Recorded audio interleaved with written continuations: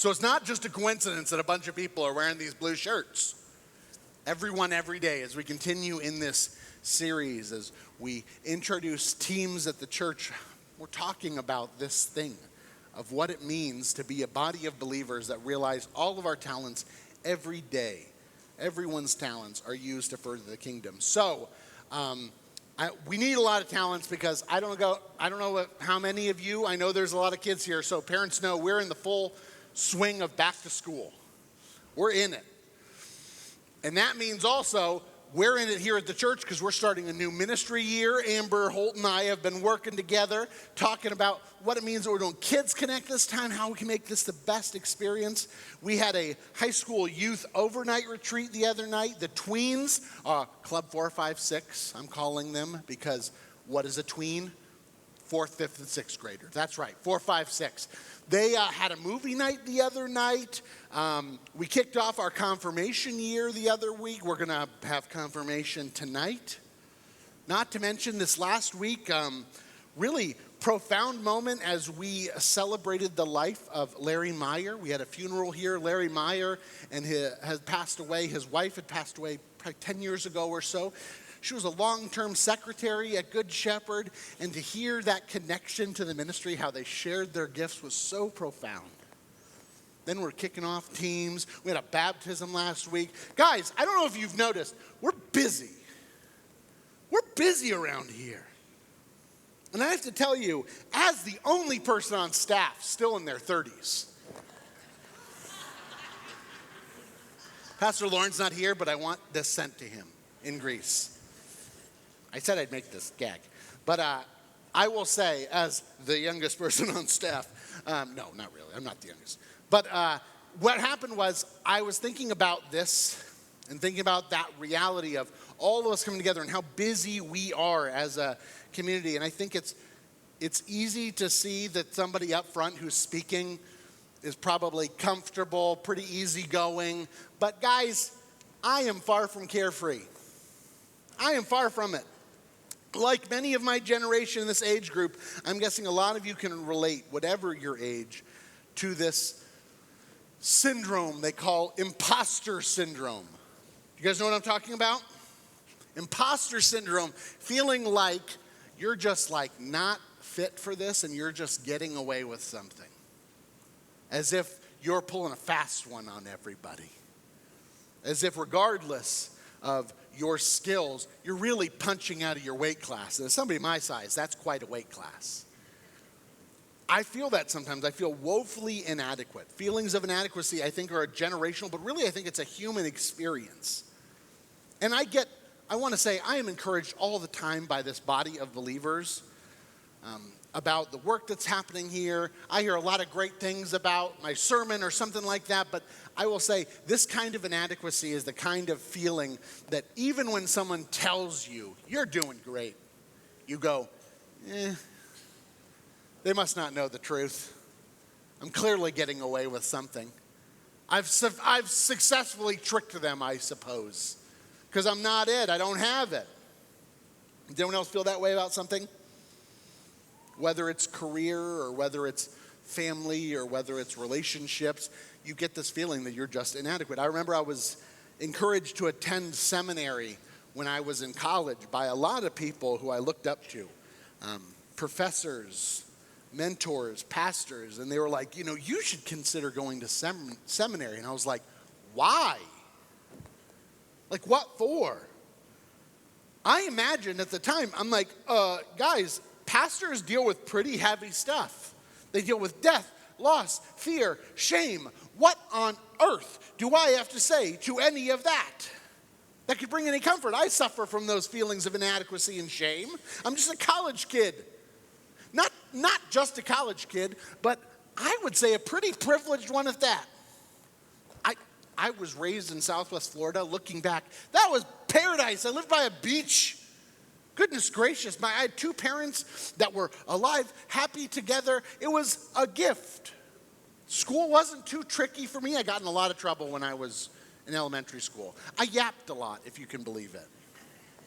Talked too much. But I lived in a time where, you could have one parent kind of working, the other one staying at home, I was very fortunate. And I thought to myself, what could I possibly say as a pastor about these matters of life, death, heartbreak, shame, and fear? How am I fit for this kind of work? Why would I do it? Who would ask me to do it? What's wrong with them? That's that imposter syndrome, right? For you, it might not be feelings of inadequacy of being a pastor. It could be feelings of inadequacy surrounding your work. Maybe it's your profession. Maybe it's as a parent. Oh my goodness. Have I at times wondered, what did I get myself into? I am not fit for this job. Because our kids always do that. I'm not wrong. All kids have a way of humbling us, correct? That's what they do. Maybe you've experienced it and I think, I just don't know if I'm doing this right. I don't know if I'm right for this work. And I think of all those times I dropped the ball of how I can't get something right. And I think that is an absolute human condition. When we feel that feeling that we're going to collapse under our own inadequacy. And I think about that, and I think about the disciples in our reading today. Jesus is sending them out. These people knew Jesus, and I imagine if you want to feel really inadequate, I would guess hanging around Jesus for many days on end, months at a time, you start feeling like, you know what? I don't know if I got it. Because Jesus, I don't know if you've read any of these books, but he's pretty impressive. Everyone sees him and they're like, what is it about this guy? And the disciples are going, I know, what am I doing here? But they do. So disciples, they're learning and eating, and he's like, pretty impressive, right? And they're like, yeah, Jesus, absolutely. And he goes, you get what I'm saying, right? And they're like, no, not at all. But we like what you're saying, it's good. And he's like, well, don't worry about it. You may not fully understand it, but I need you to go out and go teach it. What? How? How are we supposed to do that? It's not in there that they're like, nuh-uh. But he not only asks them to go teach something that they're still learning, he then says, oh, also don't bring money, don't bring a walking stick, don't even bring a change of clothes. You'll figure it out. And they're like, why have you done this? All of this would just be some pathetic impression of you if we left. What are we supposed to do? And I've felt that at times. I've seen that in people's faces when they are given a job that they're like, oh, bud, I don't know how to do that. I'm not the person for this job. And there's a place for that. Sometimes if someone asked me to do open heart surgery, I'd be like, no, will not. But it's kind of like that person being asked in a safety row at a plane, sweet leg room, but you got a job. And they're asked that question, are you willing to serve this way? And they say, yeah, that's what ministry is. That's this ministry thing. It's real. There's something we hope for as a group of leaders. It's our hope that this have significance, that it be meaningful, that we're a part of this body of believers. If something has significance, I think oftentimes we can convince ourselves that, oh, it's too important. It's got too much significance for me to bungle it all up. Someday I will help. Or someday I'll serve them, maybe. But not today. What does it? Every day. Who thinks that includes today? Right? It does. It includes today. Whenever we get this feeling that we're not cut out to be what we're being asked to be, whether that be, in my case, a pastor, or in my case, a good husband, or in my case, a good father, I am constantly reminded of something I learned back when I was entering the candidacy program, and I said, starting seminary, why I don't think I'm fit for this. I don't remember who said it. They said, you're not being called as if what's being called of you is some future perfected version of you. 40-year-old Alex isn't being called right now. Alex right now is being called.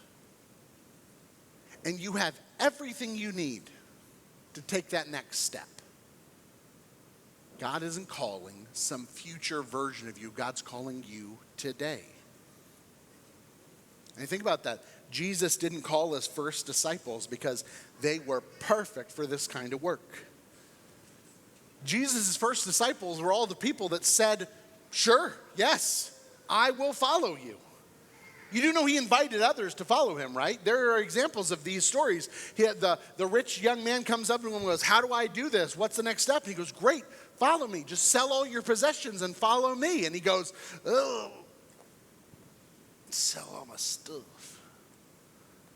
Not everyone was able to say yes to what Jesus was calling us. But we are the descendants. We are our ancestors. People said yes to following this way of Jesus, which doesn't mean that we're the most well-equipped, most educated, well-articulated people.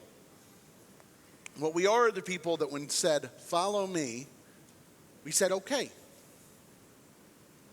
What's wild about this story, though, I love this story of him calling the first disciples. It doesn't include this. What do you think they said when they came back? Were they like, oh my gosh, that was the worst experience of my life? They come back and go, oh man, I was so unfit for this work. What were you thinking, J-Man? Does anyone remember what happens? They came back celebrating. All of them just raving, speaking to each other. We saw signs and wonders. Amazing things happened. Have you ever done something you weren't confident about, but then came back and went, yo, what was I missing? What? I could have been a part of this for a long time, but I never felt fit for this. I hear it all the time from folks who go to Taft and have those experiences with kids. I see it from people who volunteer at VBS. We actually had one of our high school youth group. For the first time, they were going to help with VBS, and they said, I'll be perfectly honest, I did not think I liked working with kids. I'm like, you are a kid. But I understood what they're saying with littles, right? And they're like, I didn't think it was my bag, but I'll tell you, that was fantastic. Those kids were so sweet. Those kids were so wise. It was so refreshing to be a part of this, to see the world through their eyes. It was a gift to be a part of it. And I just think about the disciples coming back going, signs and wonders. I didn't think this was going to work. You literally asked me to go without a walking stick even. And it's like, something happened. Y'all have literally heard people talk about the gift they have experienced and received in serving. And I think about this, and I think about the Bible, and spoiler alert if you haven't read the Bible, guys, we were made for this, to serve one another, to care for one another, to work towards the good for one another. We were made to do this thing together. I want you to hear loud and clear, God has wonderfully and perfectly made each and every one of you to be an instrument of God's good news. In our doubt and shame, we may not feel like it at times. I sometimes don't feel like it. I often feel that pit of shame and failure. I know I am not a perfect pastor. But what I'm learning as I approach 40 is that God has called me now. God has called you now. Not some perfect version of you.